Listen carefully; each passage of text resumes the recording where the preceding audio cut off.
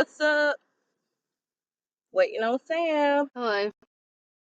Hi. Long time no see. I know. What are you doing? Driving home. What you doing? Sitting in the parking lot, Mm. minding my business. It's about time.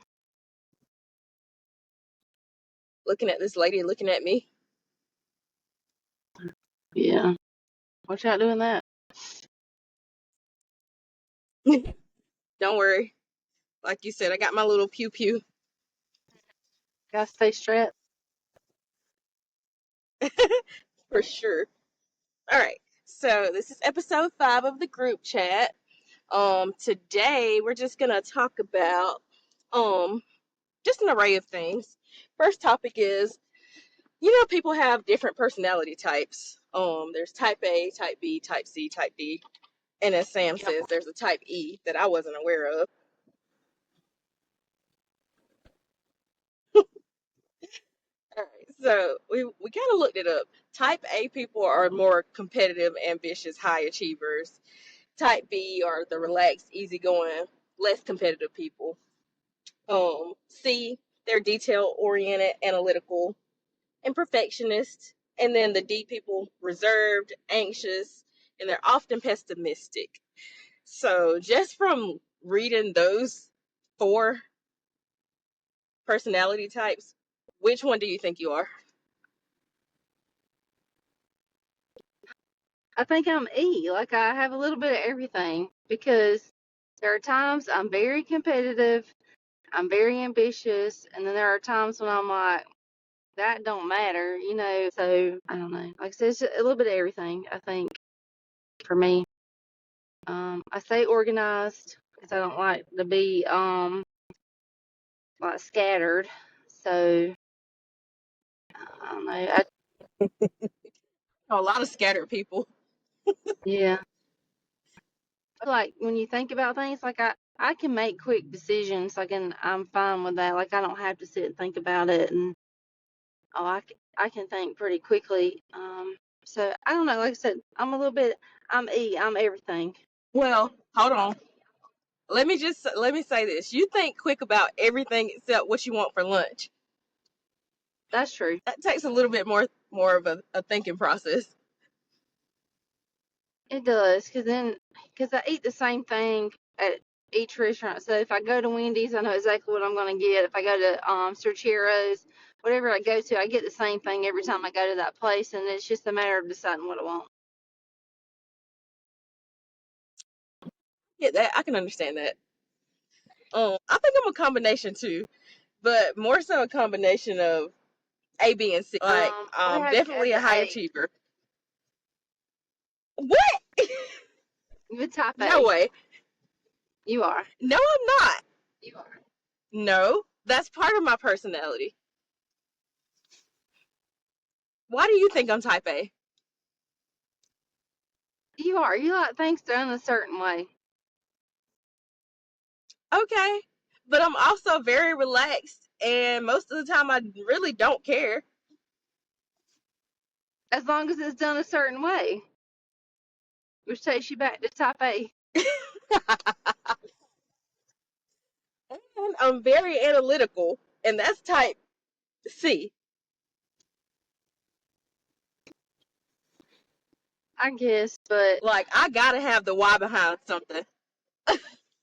Like, you can't just tell me we gotta do this, this, and this, and expect me to do it. I gotta know why we gotta do this, this, and this. that's just called being nosy. It's not, bro. Yeah, it is.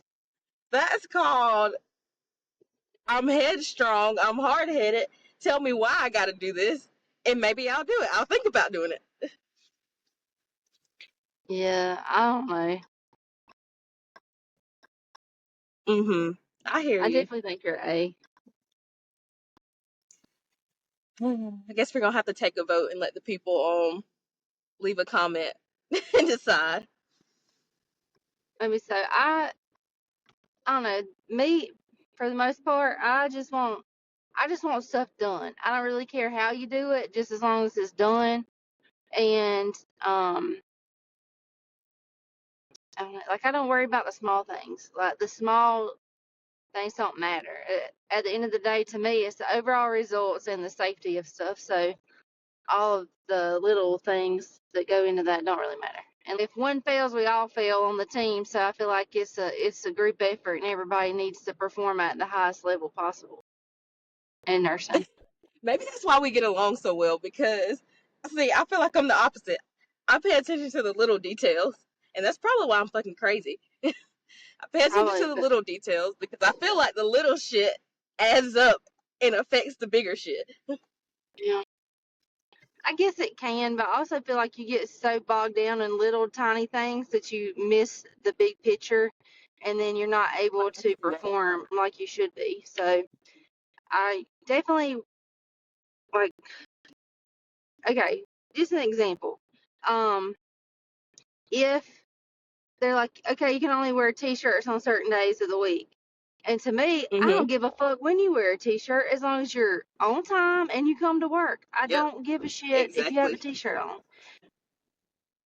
Okay, in that example, I completely agree. For sure. I'm on the Just small. same wavelength with that example. So. And then again, patient experience with nursing stuff. To me, that is so like just a tiny little fraction of what we do, and I feel like you're trying to please the patient, you're trying to make sure they have the right medication, you're trying to keep them updated on everything, plus smile and be nice, and then you have to keep up with 10 family members and all their information, plus all these other patients you have coming in and out. So to me, the small thing of that is patient experience. Like, let me make sure you're safe. Let me make sure I'm giving you the Yeah, correct medication. I'm keeping you updated on the side effects of that. Things like that. That's to me takes priority over the tiny little things of let's worry about if you got uh 10 pillows and 5 bags of chips and a couple of things of ice. and a freaking remote control. Do not forget that shit. Yeah, and a remote. But yeah, see, stuff like that. No, I don't care about stuff like that. See, it's more like for me, like analytical stuff as far as like vital signs, for instance. Like, Yeah. bro, check the vital signs. If you're not checking vital signs, how do you know your patients are still alive? If you're not Well, laying eyes on your patient at least once an hour or so, if they're there for multiple hours, how do you know that the patient's like you can't focus on the vital signs there? How do you know like your patient hasn't clinically declined? right. Well, to Like it's me, little that's a things big like thing.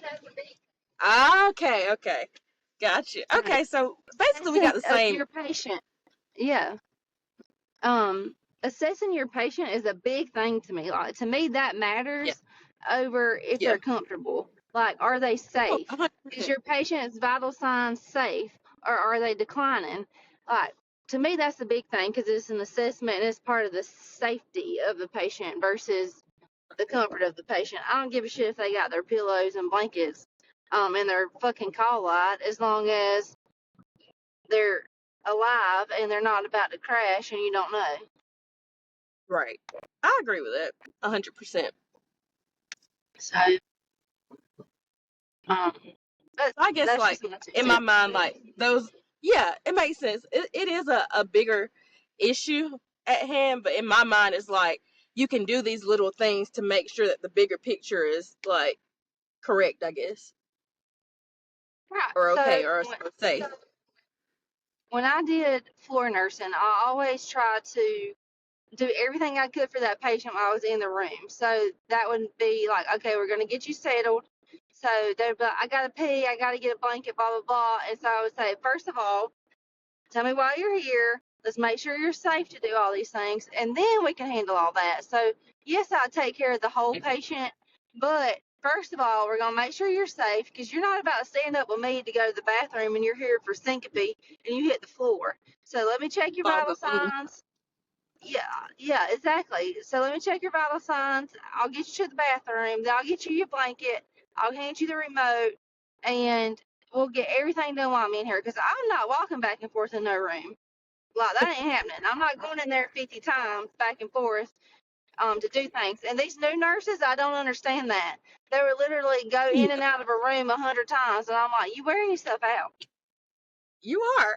I try to, being that I'm still on the floor, I try to teach people that, like, go ahead, do your triage, like the first part of your triage while you're in here, so you don't have to keep going in and out asking questions. Go ahead and make sure that their vital signs are cycling, so you don't have to go in and out to reset the monitor. Like, go ahead and do all that shit. Go ahead and get your urine. Go ahead and do it all.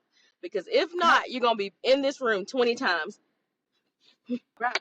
And then you know that Meemaw can't walk when she walks in, so she ain't gonna miraculously start walking later to go to the bathroom. Put a fucking Pure Week on.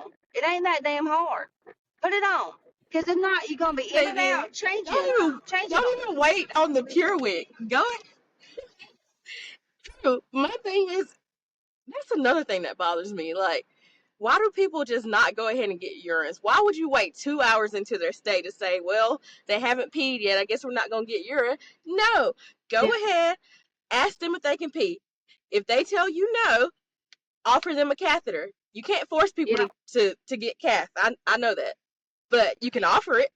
And if they're confused or combative, that's a go ahead to know, like, this a UTI might be causing this. We need to go ahead and cath this person.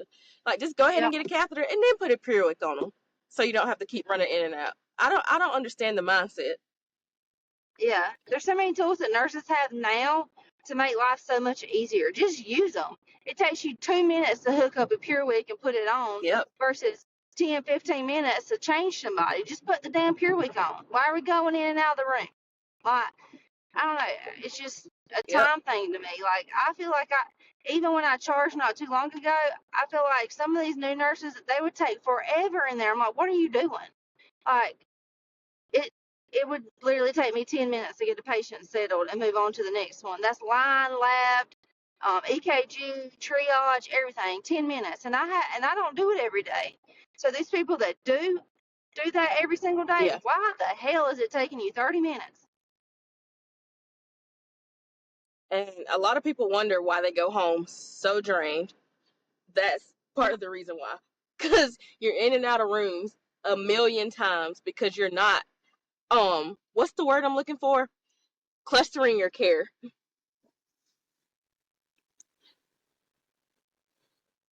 They're just not doing it. They're spacing it out. And if you're going to do that for 4 different patients, that's an issue. That's why you're so tired when you get home. If you are a new nurse, please learn to cluster your care. Um, don't wear yourself out by going in and out of rooms a million times. You have to learn how to prioritize. Get that shit done within the first 30 minutes of the patient being there, and you will not wear yourself out. All right. I just gave the new nurses a little tidbit about clustering their care instead of spacing that shit out. Oh boy. And I know these new nurses are afraid to confront some of the doctors. I get it. It can be intimidating, but don't be afraid to go up and advocate for yourself, advocate for your patients. Um, it's a very important part of what you do, because these doctors don't know everything. A lot of them think that they do, but they don't. They really don't. for sure. But my biggest thing with doctors is they put their pants on the same way we do every single morning. They're human like we are. They make mistakes, and you need to watch out for your patient, first of all. I agree. That's what I told them. Advocate for their patient and advocate for themselves. Yeah, so we had a new doctor one time in the ER. He was like, hey, I want you to go give 80 a Lasix. And I'm like, yeah, I'm not pushing that. He's like, well, they have fluid all over and blah, blah, blah. I'm like, yeah, and this pressure's 70 over something. I'm not fucking pushing it. Like, it's going to lower Yeah, that pressure even more. No. Like, figure out something else, bud, because that ain't absolutely. happening. Or I'll pull it and you can go give it and scan it and Exactly. all that, but I ain't pushing it. Exactly. And another thing I learned, like, at my current place of employment, we don't have residents come through as much. But when I did travel nursing, I went to 2 level 1 facilities, and we had residents, which are basically the baby doctors. You have to protect yourself, protect your license, and question everything with residents. They think they know everything and they Yep. don't. Right. You But will find yourself I'll in a chart. very sticky situation. Oh yeah, but I'll chart MD aware very quick. Hmm. Like, MD aware and says to go ahead and administer or whatever because.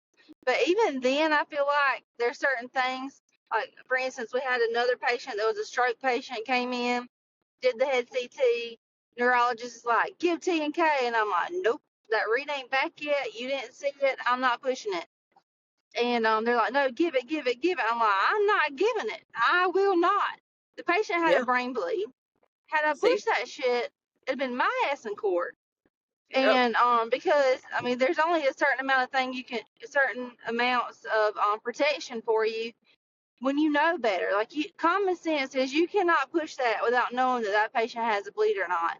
So again, all these situations, like you have to pay attention. Like as a nurse, you're the last line of defense for that patient, getting harm, having a bad outcome, like being harmed Yeah. in a way.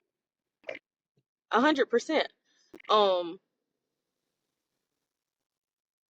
I completely agree with that though. So, I guess another instance too, we work closely with EMS, Yeah. and I feel like a lot of EMS does a really good job of assessing patients and protecting patients, but of course you always have those,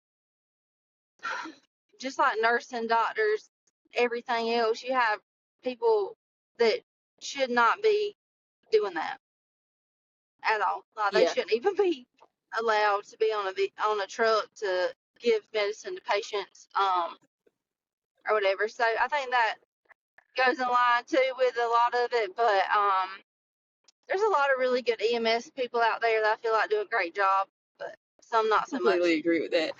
I completely agree. And I know that EMS has a very hard job, so I salute anybody that goes into that field of work because there is no fucking Yep. way I can go into half of these people's houses. That's why I don't do home health care. I can't do that shit. I'm not Nope, going in these people's not dirty ass happening. houses.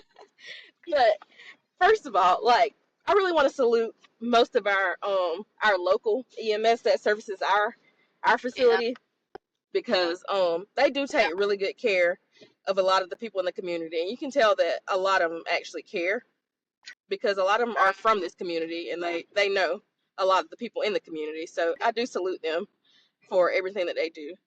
Um, on the other hand, there are some other surrounding counties that I mean I appreciate them doing what they do, but a lot of them aren't that educated, so to speak, on their patients. Right. Like I've received report on patients from outside counties, and the EMS people not know a single thing about them or haven't done any type of care to the patient that were Yeah. like critical patients. Mhm. Now I was just saying, like, if I'm calling Go you ahead. for an emergency and it's a true emergency, I expect like emergent care. Stabilize me, do Yeah. something. You should probably complain that we need more Yep. hands-on training to help you with that instead of complaining about what kind of sandwiches is in the break room. But Or the ones that come in that have like a long drive from us and critical patients, they're like, oh, I didn't get an IV. Well, your patient's unresponsible. Unresponsive. You didn't think of an IO maybe? Or, you know what gets me? This was years ago, years ago. We had this EMS call in. It wasn't local, but it was an EMS. They called in and said that this patient was in full cardiac arrest. Um, they come in with the patient not doing CPR. And I'm sitting there at the desk and I'm like, huh, do they have a pulse? No. Well, why are y'all not doing CPR?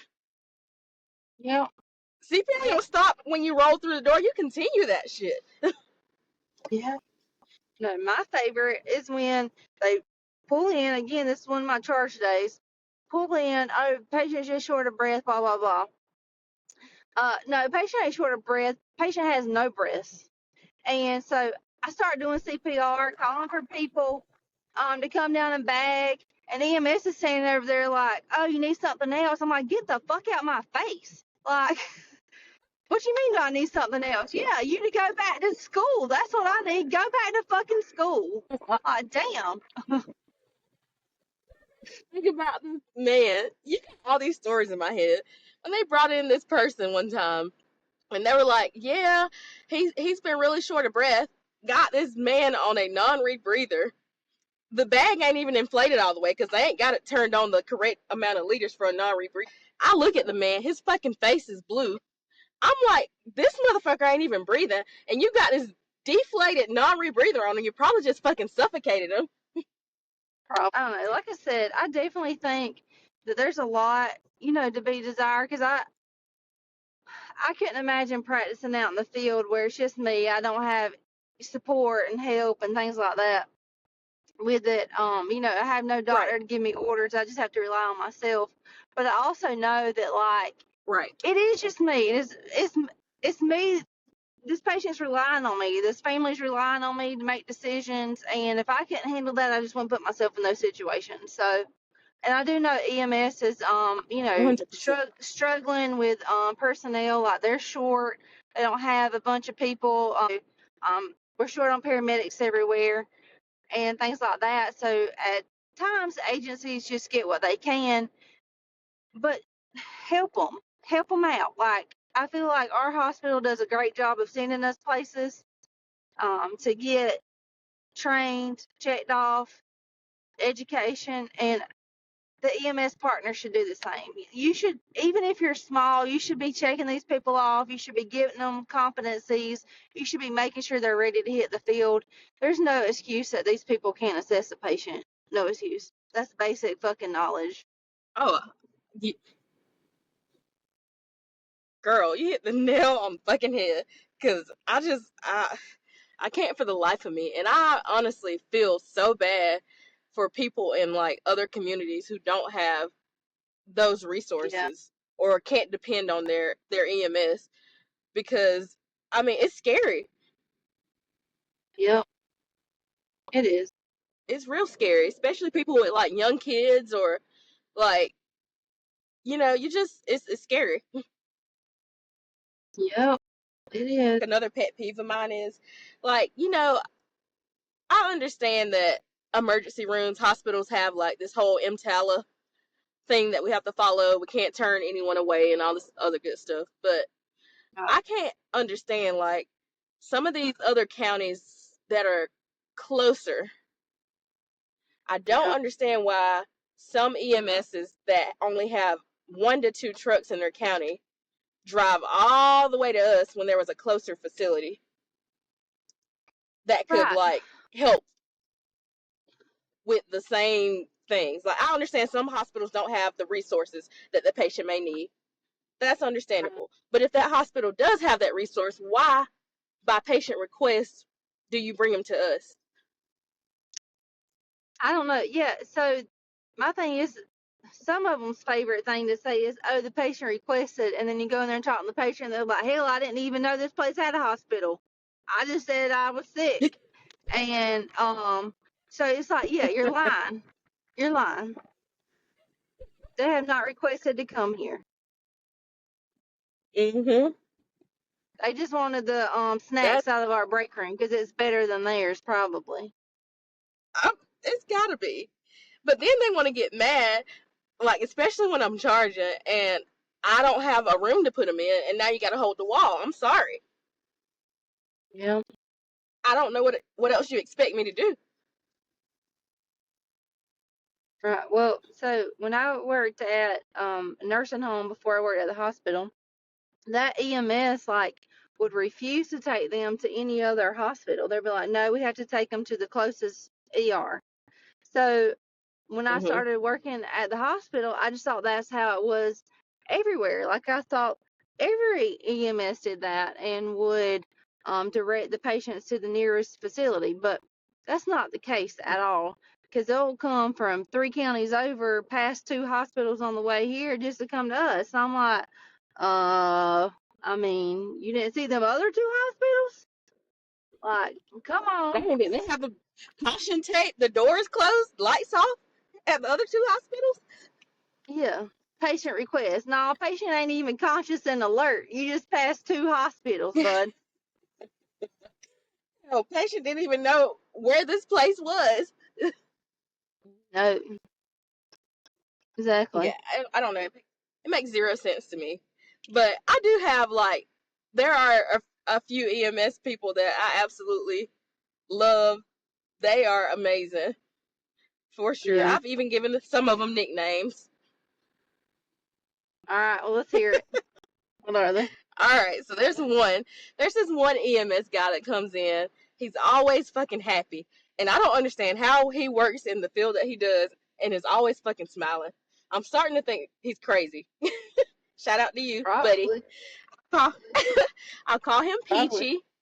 That's his nickname because everything's all peachy for him. Good for him. Then I got this other one. His nickname is the Black Cloud of EMS. Homeboy used to work with Air-Evac, and now Yep. he kind of gave up the Air-Evac life and he's full-time EMS now. But it does not matter. Every time he calls in, it's something emergent. It doesn't matter what Yep. kind of day it is. It's emergent. So he's the Black Cloud of EMS. And then we got Two Chains. That's probably my favorite nickname. Yeah. This mug came in with 2 gold chains one day. I asked him if he collected this off of a body in the street somewhere. That's like it's like a token for saving a life. And he told me he got it from the corner store. Don't know why, but yeah, I that's don't know his either. nickname, Two Chains. I've been working on a few more nicknames. Yeah. Well, Black all Cloud's of wife, those. she's Mrs. Black Cloud. Oh yeah, for sure. But all of them, that's who you would want to show up. Like if you were in the ditch, like that's who you would want to show up as those Yeah. people for sure. Oh, absolutely. 100%. They're Because gonna they're take going care to of do you. everything they can. They are going to, yeah, exactly. Oh, man. That's my favorite. Two Chains. Yeah, that one is pretty funny.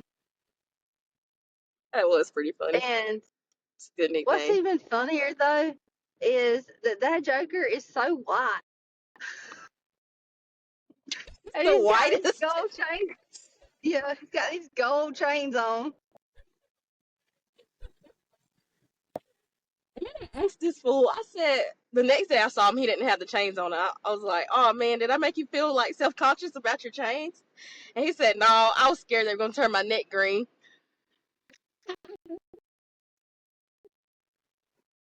Oh man, the corner store. The corner store. I love it. I don't know. I That's give a lot great. of our EMS a hard time, not like as a like in a bad way. We all joke around. Like there's Uh, one that comes in. He keeps a little Jesus in his pocket, and he always tries to offer it to me every time he comes in. And he'll yeah, say, he's "You trying to need give this you a more little than I do." Jesus. That's true. You do. True. But that mug, he's always happy too. I just hadn't come up with a nickname for him yet. Yeah. Oh Jesus. Oh, jeez. We can call him Jesus. There's already somebody else named Jesus. Oh, gosh. Don't start. That's funny. Well, so the Oh, very no. first encounter I had with our Jesus is he's wanting a job, so he sent me a message and it said, "Hey, this is Jesus," but he's Hispanic, so it's pronounced Jesus. But I was halfway asleep when I got the message, so I was like, "Oh man, I done been bad. Jesus is actually texting me directly." No, it was just Jesus needing a job. So funny. Literally, when I first saw his name pop up on the staffing sheet, I said, "When did Jesus start working here? Are y'all playing with me? Y'all doing this as a joke?" Yeah. No, it's a real thing. And then he came around the desk smiling, and I was like, "Oh, there's Jesus."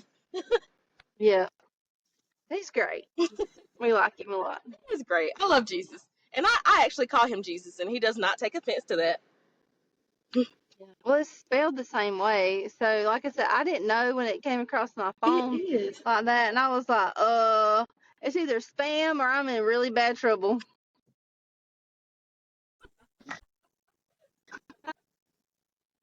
Man, that makes my day. Yeah, I don't pretty know. funny. But the last thing I've got to say about our EMS topic here is the frequent flyers. I cannot leave this Yep. conversation without talking about this because there should be a limit to the amount of times a single person can call EMS. You would think that it is.